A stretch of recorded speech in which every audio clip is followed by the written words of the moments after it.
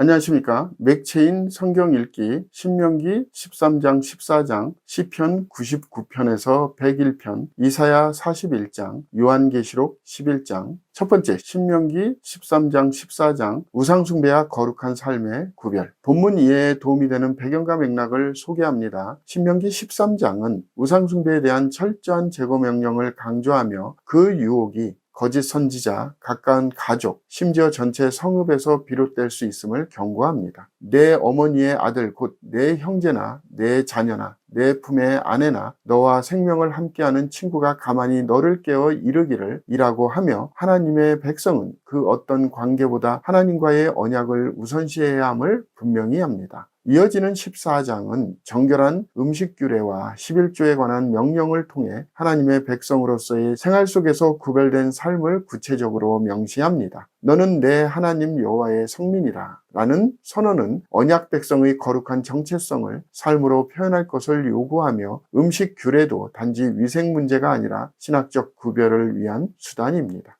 본문의 중요 구절을 소개합니다. 신명기 14장 1절 2절 너희는 너희 하나님 여호와의 자녀이니 죽은 자를 위하여 자기 몸을 베지 말며 눈썹 사이 이마 위에 털을 밀지 말라. 너는 내 하나님 여호와의 성민이라. 여호와께서 지상 만민 중에서 너를 택하여 자기 기업의 백성으로 삼으셨느니라.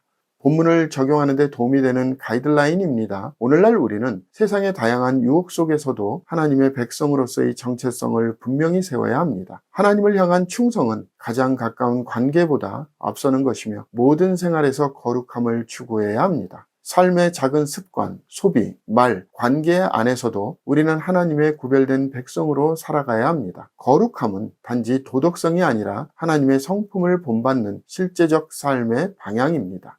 두 번째, 시편 99편에서 101편, 거룩과 정의의 통치. 본문 이해에 도움이 되는 배경과 맥락을 소개합니다. 시편 99편은 여호와의 통치를 선포하며 그분의 거룩함과 공의를 찬양하는 왕권 시편입니다. 주의 크고 두려운 이름을 찬송할지니 그는 거룩하심이로다 라는 구절과 주께서 공의를 견고하게 세우시고 주께서 야곱에게 정의와 공의를 행하시나이다 라는 선언은 하나님의 통치가 거룩함과 정의에 기반함을 강조합니다. 시편 100편은 예배자의 초청 시편으로 감사와 기쁨으로 여호와께 나아갈 것을 촉구합니다. 그의 인자하심이 영원하고 그의 성실하심이 대대에 이르리로다 라는 구절은 하나님의 변치 않는 성품이 예배의 이유임을 말합니다. 시편 101편은 다윗이 왕으로서 어떤 통치를 펼칠 것인지에 대한 헌신 선언 시편으로 내 눈이 이 땅에 충성된 자를 살펴 나와 함께 살게 하리니 라는 구절은 지도자와 성도의 윤리적 결단을 보여줍니다.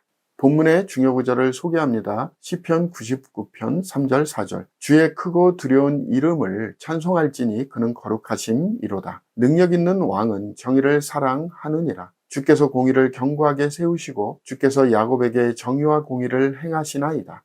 본문을 적용하는 데 도움이 되는 가이드라인입니다. 오늘날 우리는 하나님의 통치가 거룩함과 정의 위에 세워졌다는 사실을 우리의 삶의 기준으로 삼아야 합니다. 세상의 힘이나 정책이 아니라 하나님께서 세우시는 기준과 성품을 본받는 것이 참된 예배입니다. 우리의 일상과 결정 속에서도 거룩과 공의를 실천하며 하나님의 통치를 반영해야 합니다. 지도자든 백성이든 모두는 하나님의 기준에 따라 살아야 합니다. 세 번째, 이사야 41장 두려움과 소망으로 하나님의 위로. 본문 이해에 도움이 되는 배경과 맥락을 소개합니다. 이사야 41장은 이스라엘을 향한 하나님의 위로와 격려의 선언으로 바벨론 포로 상태의 이스라엘을 향해 두려워하지 말라 내가 너와 함께 함이라고 말씀하십니다. 하나님의 위로는 단순한 말이 아니라 역사를 주관하시는 하나님이 실제로 그 백성과 함께 하신다는 약속에 근거합니다. 내가 너를 굳세게 하리라. 참으로 너를 도와주리라. 참으로 나의 의로운 오른손으로 너를 붙들리라. 라는 구절은 개인과 공동체 모두에게 해당하는 보편적 위로입니다. 또한 하나님은 너는 나의 종이라 내가 너를 택하고 싫어하여 버리지 아니하였다고 말씀하시며 이스라엘을 다시 회복시키기 위한 계획의 주체가 하나님 자신임을 분명히 합니다. 본문 후반부에서는 이방신들과 우상들의 무능함을 대조하며 오직 여호와만이 참 신이심을 선포합니다.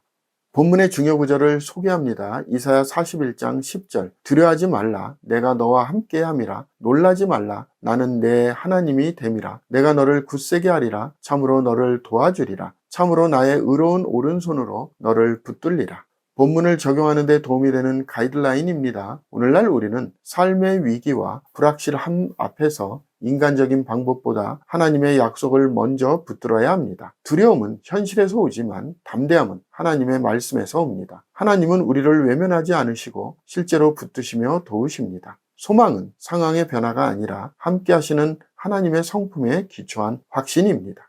오늘의 마지막 본문 요한계시록 11장 두 증인과 일곱째 나팔의 승리. 본문 이해에 도움이 되는 배경과 맥락을 소개합니다. 요한계시록 11장은 성전 측량, 두 증인의 사역과 순교, 그리고 일곱째 나팔의 울림으로 구성되어 있으며 심판과 구원, 그리고 하나님 나라가 도래하는 종말론적 전환점을 보여주는 핵심 장입니다. 두 증인은 1260일 동안 예언하며 그들의 죽음과 부활은 세상에 대한 하나님의 심판과 회개의 기회를 제공하는 종말적 사역입니다. 11절에서 하나님께로부터 생기가 그들 속에 들어가매 부활하는 장면은 승리를 상징하는 대조적 반전입니다. 이후 일곱째 나팔이 울리며 세상 나라가 우리 주와 그의 그리스도의 나라가 되어 그가 세세토록 왕노릇 하시리로다는 구절은 요한계시록 전체에서 하나님의 왕국 도래 선언으로 가장 장엄한 고백입니다. 본문의 중요 구절을 소개합니다. 계시록 11장 15절 16절. 일곱째 천사가 나팔을 불매 하늘에 큰 음성들이 나서 이르되 세상 나라가 우리 주와 그의 그리스도의 나라가 되어 그가 세세토록 왕노릇 하시리로다 하니 하나님 앞에서 자기 보좌에 앉아있던 24장로가 엎드려 얼굴을 땅에 대고 하나님께 경배하여. 본문을 적용하는 데 도움이 되는 가이드라인입니다. 오늘날 우리는 눈앞의 세상 권세가 전부처럼 보여도 결국 세상의 주권은 하나님께 속해 있음을 믿어야 합니다. 하나님 나라의 승리는 인간의 눈에 보이는 결과가 아니라 십자가 부활을 통해 이미 선포된 진리입니다. 우리는 이 땅에서 증인의 삶을 살되 세상의 거절 앞에서도 끝까지 복음을 선포해야 합니다. 최종 승리는 그리스도께 속한 것이며 우리는 그 나라의 백성입니다.